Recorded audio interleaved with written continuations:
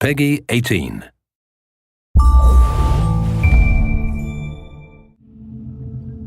Hi there, my name's Jamie Keane, I'm the lead game designer on Far Cry 3, and this is Mark Thompson, I'm the level design director. So what we're going to show you today is we're going to show you a run through. So you find yourself to begin with in Amanaki village. Now this is one of the hubs in the game.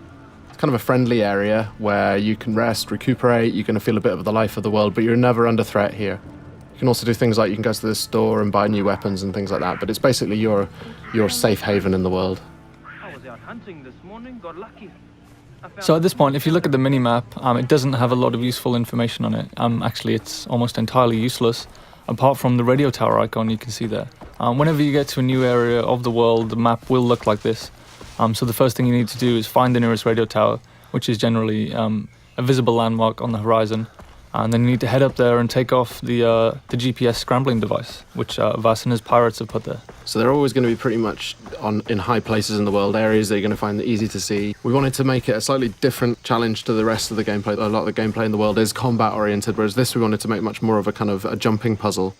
This one's the first one that you come across in the world, so it's a really light challenge, but later on in the world it's going to become a little more tricky. We want to emphasize that feeling of vertigo, so you're going to have some pretty gnarly jumps to try and make. You're going to hear the wind kind of rattling through this thing. You're going to hear it creaking. So later on it becomes much more of a challenge. But for now, this is a pretty easy one. It's a fairly straightforward route straight up to the top. Yeah. But, I mean, the level designers did get a little bit mean with the later ones. More than a little bit, I'd say. Yeah. Some of them. But in a good way.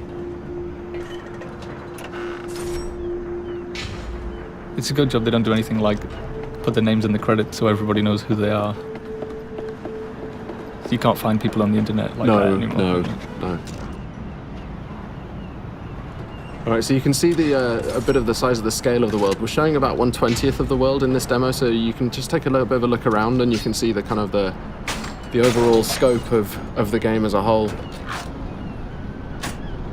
Everything you can see in the world you can get to at any time, and you can explore, and when you get there the world will reward you for doing so. It'll be fun. With these reveal sequences, we want to show you a little bit of the world, some sort of suggestions on areas where you can go to explore afterwards. If you take a look around on the horizon as well, you'll see these kind of black smokestacks. Now, these are the outposts that are scattered around the world. They're probably your best next step. So you can see the big red areas on the map. They dictate that the pirates control this part of the world.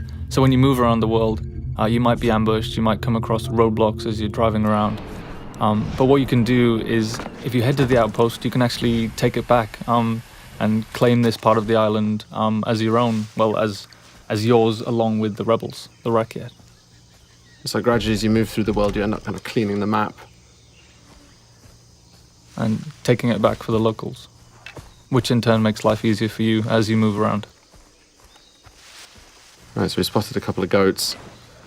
So we're going to kill the goats with extreme prejudice. That's quite unfriendly, I thought.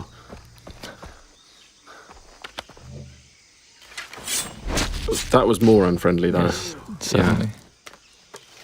All right, so we skinned the goat, so now we've got a skin from the goat, so we can use that to craft. This is the crafting menu, and in here you can see all the different things that you can use animal skins to craft. Right now we're going to go and we're going to craft a weapon holster, which is going to let us then carry 4 weapons. The loadout that you have in this demo is a little bit, we kind of cheated slightly just so that it was more fun to play for the demo, but normally you would have to build up from pretty much nothing. You know, you start off in the world and you start off like Jason starts off in this world. You know, he's this young 25-year-old guy without much of a clue, and he's kind of got a gun and nothing much else. So there's a parallel there between the way that Jason starts in the world and the way that you start in the world. Again, the locals need the help of a plucky young hero. Jason hears the call of duty and sees an opportunity for a Medal of Honor, so he heads out into the battlefield to try and resolve the crisis in uncharted territory. And it's kind of the borderland between a series. All right, so we're here at the outpost now.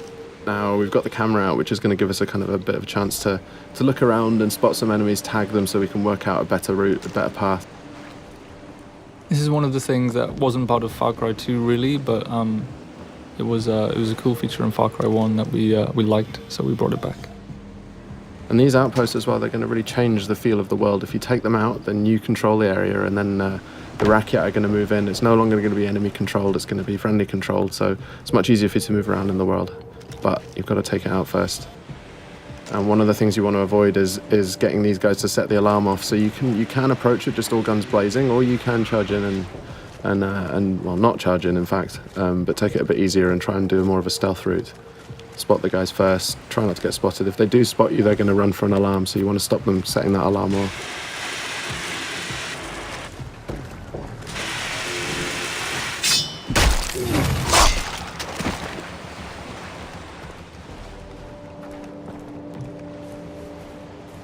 Alright, so we're trying to do a bit more of a stealth route here. Got to be a bit careful. That white line you can see there is a detection meter. If that fills up, they're going to spot you and then combat's going to start. So we've used a rock there to distract that guy. So he's going to go and check that out. And in the meantime, we can go off and head off around here and do a death from above. Okay, so he's now alerted. So these guys, you can see he's heading over for the alarm there. That's a good shot. A little too good, I might say.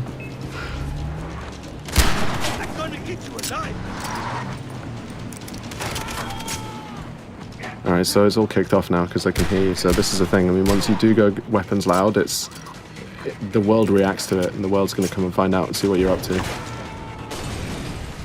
And it's not just the guys in the outpost. If there are any patrols that are moving around the area, like boat patrols might come in from the ocean, or any guys driving along the roads nearby, they're going to hear gunfire, and they're all going to be attracted. Another good shot there, I think. A little too good. Yeah. Could you just shut the alarm? Through the guy. So we've got the quest on the board right nearby. We've also got this hunting quest down here. The other thing it's done is opened up a fast travel node. Now, fast travel is something we really wanted to get into the game so that you decide how you move around the island. Here we can see the weapon store. Just going to go and upgrade one of the weapons that you've got. But yeah, you can stock up on any ammo that you're missing. You can buy consumables like health packs and body armor. Mm-hmm. You can buy maps as well if you're interested in exploration. It's going to show you where all the different collectibles are. You can see where all the chests are. You can see where all the relics and all the lost letters and the memory cards are. All right, so this is the weapon upgrade system. So each weapon has a different set of upgrades that you can use. Really good idea if you want to play more stealthily is to find a weapon that has a sound suppressor like this MP5 here. And you can also paint it pretty colours. Devilishly red. Devilishly red. Yes.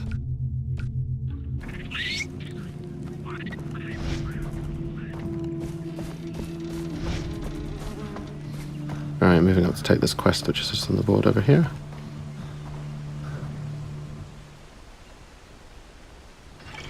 Dennis said that the jungle would speak to me. So the villagers in Amanaki have had some problems with local bears. They've been killing them, I guess. That's the problem they've had with them. They've been dying by bear. And the thing with these as well is we want to add a sort of a gameplay challenge as well. So it's not just going to be a question of getting in there and shooting them, however, but we want to add a little bit of a challenge in terms of the weapon that you can use. So this one, you've got to use a shotgun to take these bears out. You've also got to find out where the bears are. Then you've got that 3D objective marker, sorry. You can use a knife as well. Oh yeah, you can use a knife too, yes. But, yeah. Knife versus bear. It's a bad life choice. Always a good choice, always a good decision. Alright, so we're coming up on the quest location now, so we've got to go and pick up a shotgun. And you can see on the minimap we've just dipped into a new undiscovered part of the world. So if we didn't want to go kill these bears, we could head off to that radio tower and unlock a new section of the map and unlock some new side quests and things to do. But right now we're going to go and shoot bears. In the face? No, well I decided not to go with in the face because... That would be too efficient. It would be. But there we can see it. Alright, now, bears can take a lot of punishment and they pack a real punch, as you can see there. When you get hit by them, you really know about it. I've seen it go a lot worse than that. Definitely. Well, that's the thing, because you feel all confident because, you know, they're not closing very quickly and then suddenly knock you over. Yeah. All right, so we're into the cave now. This is it's a whole new dimension, I guess, that we added to Far Cry. Is lots of interior spaces. There's something that the tech couldn't do back in Far Cry 2, so it's something we added. So you'll have lots of and it just adds lots of interesting avenues for exploration. Lots of cave networks, tunnels underground, old mines, old temples, and there's always something to do and find down there. It's true. And you have a flashlight as well, so you can see where you're going. Indeed. Adding other dimensions, really. Got to interplanar experiences. Yeah, I mean, physically and metaphysically. So we added Hell and Rylea. Yeah. In the last area, we headed to the radio tower first so we could figure out the lay of the land and decide what to do next. But in this instance, we just sold the smokestack and headed straight for it. And there's no order that you need to do anything.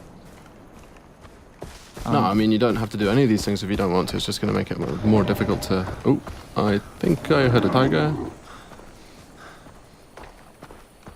Ah, yes. That's kind of forced the hand on the stealth issue there a little bit, I think. Yes, a little too close to the outpost there. Explosive arrow. But they don't know quite where you are yet. They just heard the gunfire and they come and investigate. Oh, and this is the best explosive arrow ever. Great. I know I'll start a fire. So you can see there we used a few different types of arrowhead. They're actually craftable items. So you're not just stuck with the bow is a super cool stealth weapon for long range kills, but you can also go craft fire tips and explosive tips, so you can be more versatile at long range.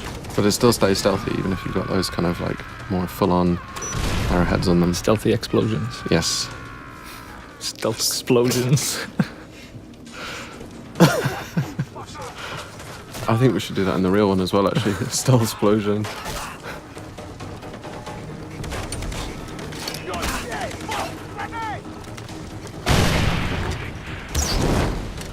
So yeah, this one, when the stealth thing went out the window, I think it was just all guns blazing. Oh, and the alarm's been triggered as well. Great.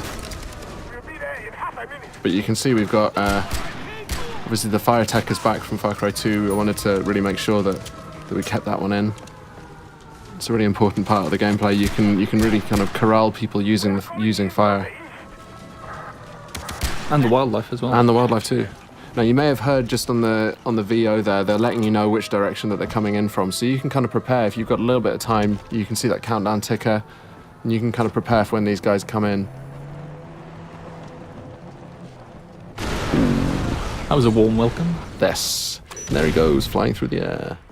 No fun was had there at all. No. No, I didn't enjoy that at all. I enjoyed the bit where you missed everyone with the arrow at the start. Really? Still? Seriously? Man. And that's the end of the walkthrough today. So thanks very much for listening in. Far Cry 3 is coming out on Xbox 360, PS3 and PC. Looking forward to seeing you guys out there.